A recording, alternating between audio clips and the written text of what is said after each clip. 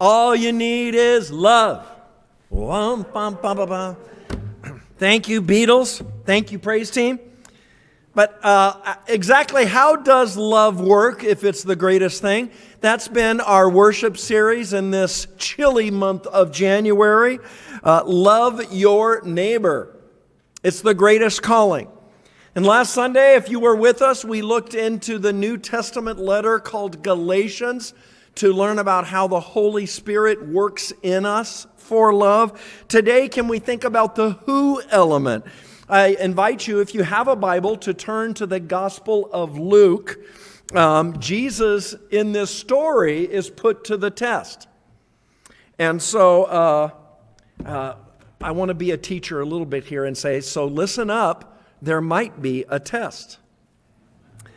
Luke chapter 10. On one occasion, an expert of the law stood up to test Jesus. "Teacher," he asked, "what must I do to inherit eternal life?" "What is written in the law?" he replied. "How do you read it?" He answered, "Love the Lord your God with all your heart and with all your soul and with all your strength and with all your mind, and love your neighbor as yourself." "You have answered correctly," Jesus replied. "Do this, and you will live." But he wanted to justify himself, so he asked Jesus, "And who is my neighbor?" In reply, Jesus said, "A man was going down from Jerusalem to Jericho when he was attacked by robbers. They stripped him of his clothes, beat him, and went away, leaving him half dead. A priest happened to be going down the same road, and when he saw the man, he passed by on the other side. So too, a Levite, when he came to the place and saw him, passed by on the other side. But a Samaritan, as he traveled, came where the man was, and when he saw him, he took pity on him. He went to him and bandaged his wounds, pouring on oil and wine. Then he put the man on his own donkey, brought him to an inn, and took care of him. The next day he took out 2 denarii and gave them to the innkeeper. 'Look after him,' he said, 'and when I return, I will reimburse you for any extra expense you may have.' Which of these 3 do you think was a neighbor to the man who fell into the hands of robbers?" The expert in the law replied, "The one who had mercy on him."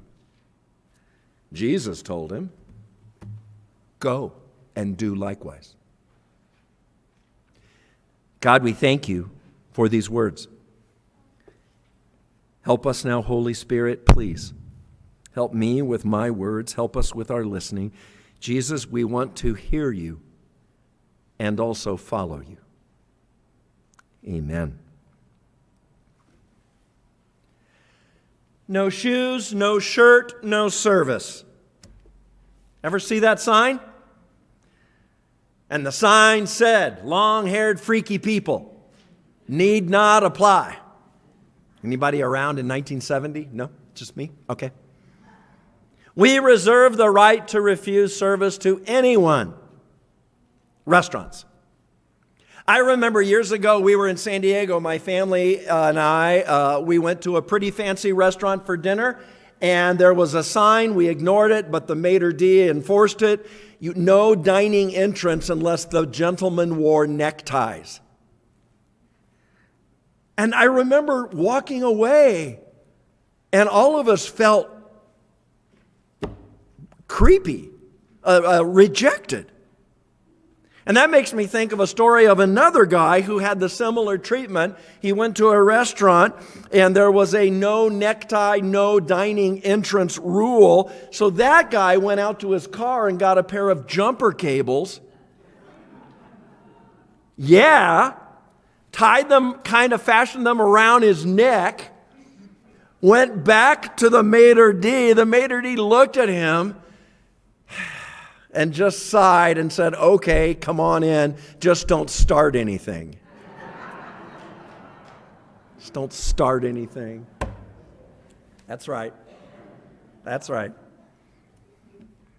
And there's a few of you thinking, actually, that's not a bad idea. Okay.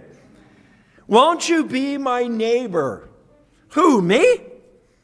You know, friends, we all have grown up or are growing up thinking about who we admit into our life, who we don't. It was Mr. Rogers who asked the question, won't you be my neighbor? A Presbyterian pastor with a little children's show on PBS, and his question and tone of heart has become world famous. In our scene from the Gospel of Luke, Jesus is hearing the right answers from this guy. Deuteronomy 6, love the Lord your God with all that you've got. Andy's paraphrase. Leviticus 19, love your neighbor as yourself. But then who? See, these were well-known axioms, but were they well-lived? And so Jesus tells this story of the Good Samaritan. It's now a story that is so well-known. And Jesus tells this to test the tester. Jesus, I think, is wanting to pull library out onto the road of reality. Who do we love? Who is my neighbor? The religious scholar, this Bible expert talking to Jesus, is now suddenly led down a rocky road. He wants to test Jesus, but in the end, he ends up getting tested. He wants to paint Jesus into a corner, and he ends up getting wallpapered with practical, godly truth. And it all begins with well-intended questions. How do I get eternal life? Yeah. Jesus, well, what's written in the Bible? And the correct Sunday school answers come back. But then this further question, well, who actually is my neighbor?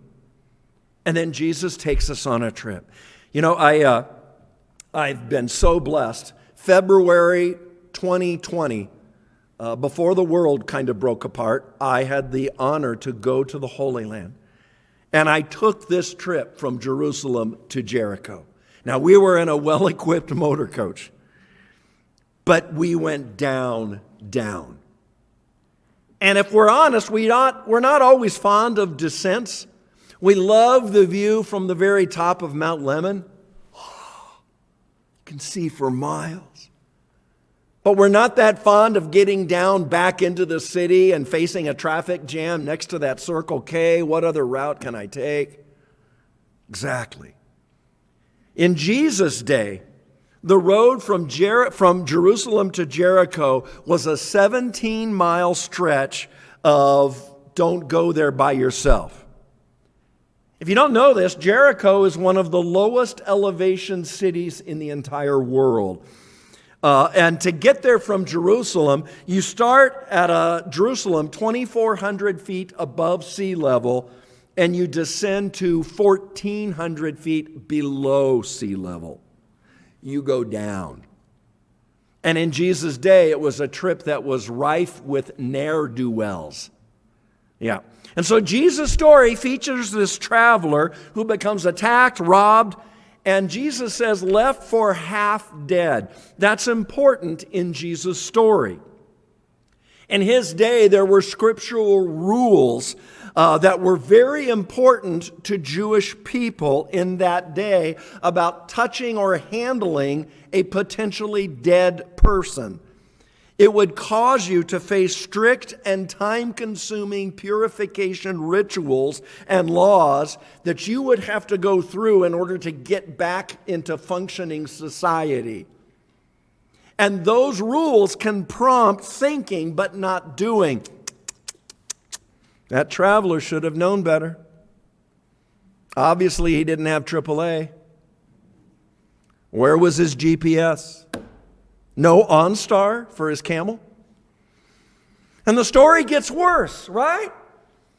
A priest comes by. For today, let's call him an ordained Presbyterian pastor. He goes to the other sidewalk to go around this lump of a human. And then a Levite comes by. Let's think of that person as an ordained elder. Chooses to keep on going. That one goes down avoidance alley. But then it's the Samaritan Jesus who takes pity on him. And we think, really, Jesus? Samaritans in those days were looked down on in Hebrew culture. They were viewed as troublesome, not from a pure family lineage, a race, racism. A race of people who chose not to live really strictly purely. They were ones you avoided in polite public. You wouldn't buy a house in a Samaritan neighborhood. But in Jesus' story, it's the Samaritan who doesn't avoid the problem. He goes to the traveler, uses up his Mickey Mouse Band-Aids, gets him to a resting place, an inn, and even when he has to go, he leaves his credit card. I'll pay whatever further expenses. I think Jesus is trying to teach us some important Samaritan principles about loving our neighbors today. Number one is this: lack of love is easy to justify. It just is. And the list is long for us, if we're honest. Oh, sorry, I'm rushing. I'm late for an appointment. I don't speak your language. Hey, I'm not a lawyer. I'm not a social worker. I don't relate to your background or culture. I'm sorry, I just don't have time to help you. I don't have any money to help you. But then our human list, if we're probing, can go deeper than that. We are raised at times with embedded prejudices, right? Potentially racist angles. We are raised sometimes without even being aware with dynamics of classism, unloving judgments about kinds of people. Well, she should have known better. Well, that's the price you pay. Well, if you make those choices, you face those consequences. And really, one of the biggest, deepest issues for us is, I'm afraid. I'm really afraid to stop and risk helping you. So how do we take these risks? How are we at relating to people who are different from us, who are wounded and left for half dead? And I love the story of the Scotsman, the young Scotsman who was admitted to Oxford University in England. His mother was worried for her boy. She was worried for how the Brits would tease and treat him as he moved into his dorm. She gave him a month to settle in before she just had to ask, "Son, are the English students being kind to you?" And the young Scot replied, "Oh, they're really okay. They're just noisy and strange, really. The one just on the south side of my room just bangs on the wall all night. Very odd. And then the one on the other side of my dorm just screams and curses all night." The mom is now concerned. She says, "Son, how do you cope with that lad?" And he goes, "Well, I just sit here quietly each night playing my bagpipes."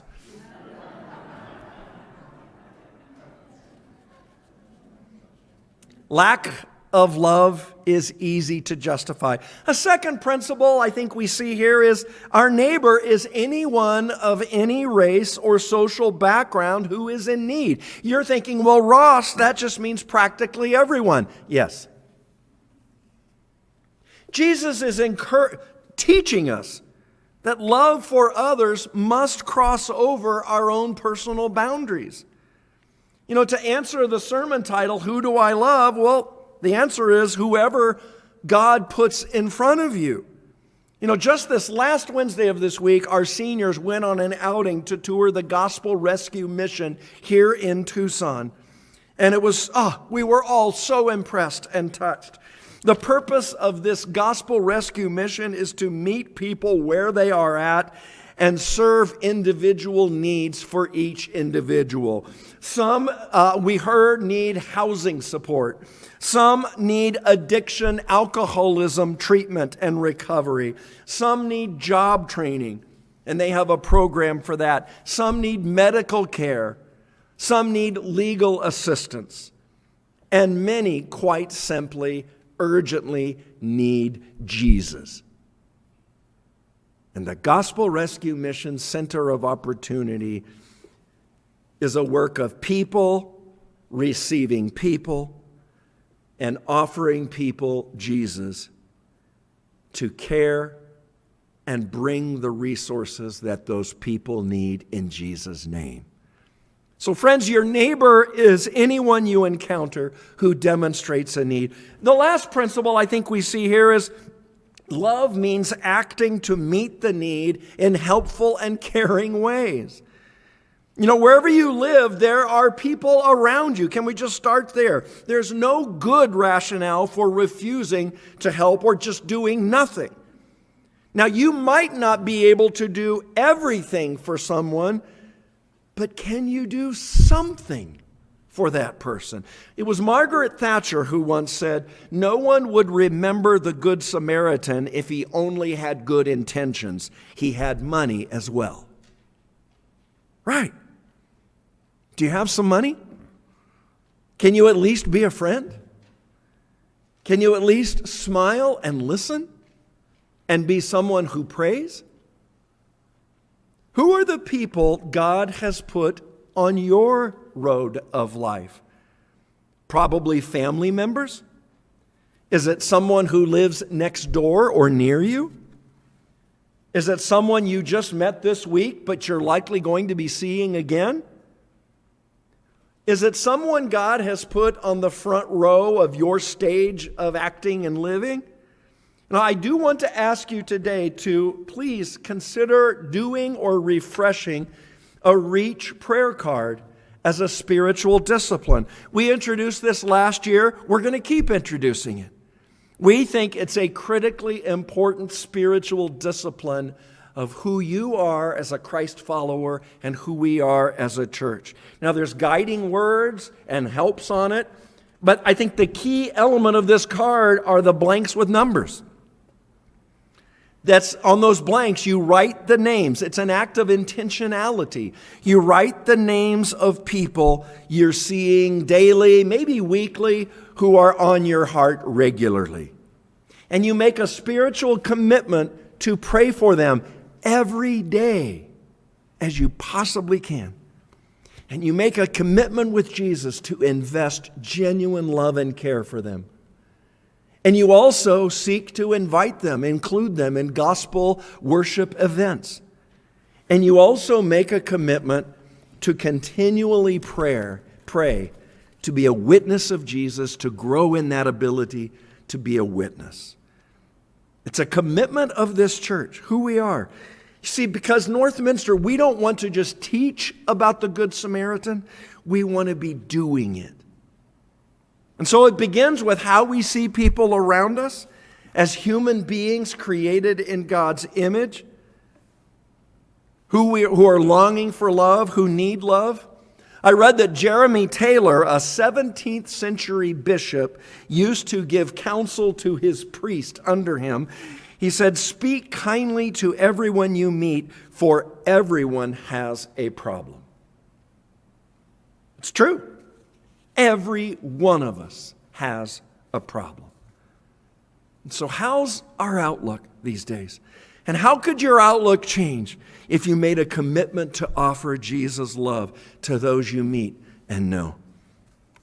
You know, think about the outlooks of the Good Samaritan story. To the expert in the law who began testing Jesus, the wounded man for him was a subject to discuss. To the robbers in this story, the wounded man was someone to attack, use, and exploit. To the religious leaders mentioned in the story as passing by, the wounded man was a problem to avoid. To the innkeeper, the wounded man was a customer to serve for a fee. But to the Samaritan, the wounded man was a human being worth helping, saving. And you know what? To Jesus, all of them and all of us were worthy of dying for. And so, friends, this story is not just for us. The Good Samaritan story is also about us. We are called to be the responder because we have been the wounded person by the side of the road. I appreciate how John Maxwell years ago told a story about a man who one day fell into a very deep pit. It was an open pit. It was deep. He stumbled into it, and it was so deep there was no way he could get out on his own, and so he started yelling for help. And there were different kinds of people who stopped by to see this man. An objective rationalist said, well, it's only logical that you fell into that. It would have helped if you were aware of it. Then there's a sentimental subjectivist. Gosh, I am so sorry. I really feel for you down there. That must be awful. There's a moral perfectionist who says, well, shame on you. Only bad people fall into pits. There was a mathematical engineer type. Didn't say a word, just measured the diameter of the pit, the depth. There was a media reporter. Can I have an exclusive interview with you about your terrible fall? And what does it feel like to be a pit person? A religious fundamentalist came by. You need to admit your errors and sins to God for falling in there. There was a Calvinist predestinarian. You should be glad that's over with. If you were of the elect of God, you'd never have fallen quite so hard. But this pit will somehow bless you. There was a geographer. While you're down there, you should notice the strata of slate and limestone. There was an agent from the IRS. Do you own this pit? Have you paid taxes on it? There was an emotionally evasive person. So, hey, how are you? What's been going on? Right? There was a self-pitying narcissist who stopped by. Oh, you should see the size of my pit. It's worse. There was an optimist who stopped by. Cheer up, you could have fallen into a well. Things will get better. There was a pessimist. Things will get worse. It looks like rain. But there was Jesus, who stopped and went down into the pit so that the man and you and me could be lifted up and beyond.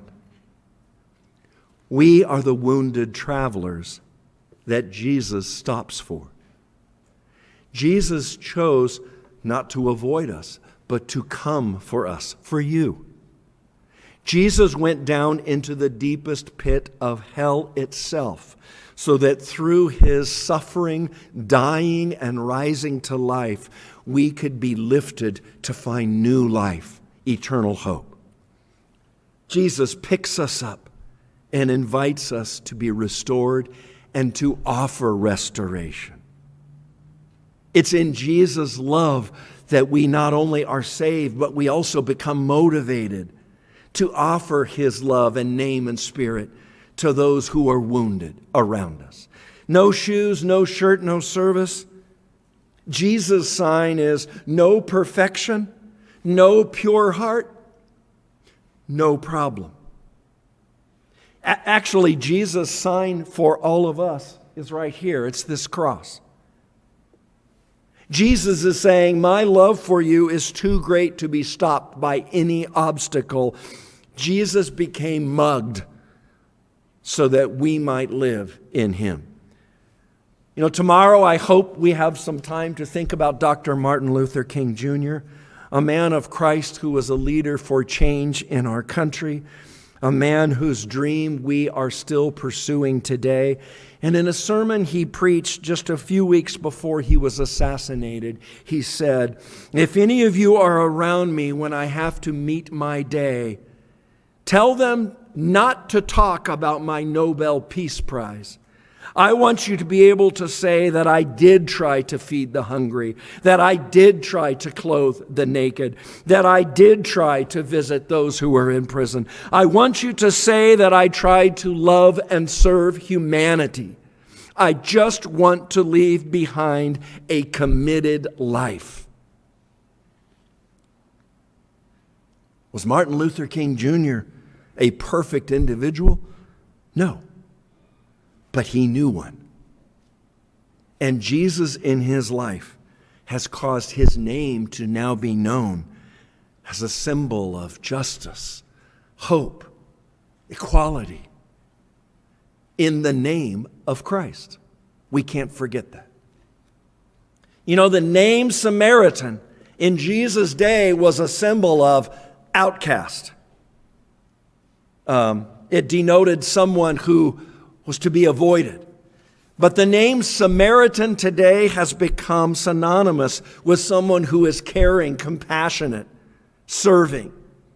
And you could say the Bible did that. I'd like to say Jesus did that. A name that was viewed as distasteful in Jesus' day, disturbing, Samaritan, is now a name that means kindness.